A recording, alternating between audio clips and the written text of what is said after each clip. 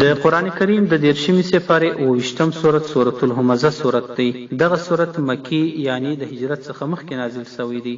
نه آیات او یوه رکوع لري. بسم الله الرحمن الرحیم.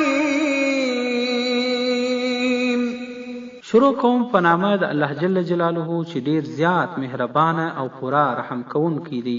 ویل لكل همزة لمزة الذي جمع مالا وعدده يحسب أن ماله أخلده. هلاکت یعنی افسوس دی هر عیب ویونکی او مخامخ تعنی ورکوونکی لره، یعنی هغه څوک چې د بل کس په نشتون کې په هغه پسې غیبت کوي او چې کله ورسره مخامخ سي به هغه ته تعنی ورکوي. هغه څوک چې ټول کړی دی یعنی جمع کوي مال او بیا یې شمیري یعنی حسابي دغه مال، او دی دا ګمان او خیال کوي چې بېشکه مال د ده به همیشه دی یعنی ټول عمر ژوندی وساتي.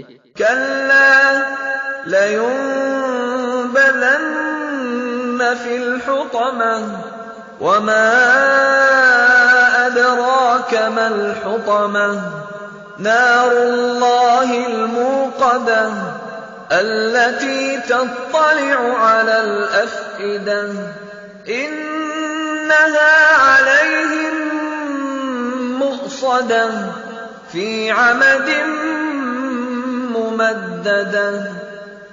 داسې نه ده، خامخا به وغورځول سي هغه په حطمه کښې. او څه شي خبر کړي ته یعنی تا ته څه معلومه ده چې حطمه څه شي دی؟ هغه اور دی د الله جل جلاله چې بل سوی دی. هغه اور دی چې خیږي پر زړونو باندې نو وبه یې سوځوي دا زړونه. بېشکه دا اور به پر دوی باندې بند کړل سوی وي په ستونو اوږدو کښې، یعنی پر دوی باندې لکه هغه د اور صندوقونه داسې بند کړل سوی وي.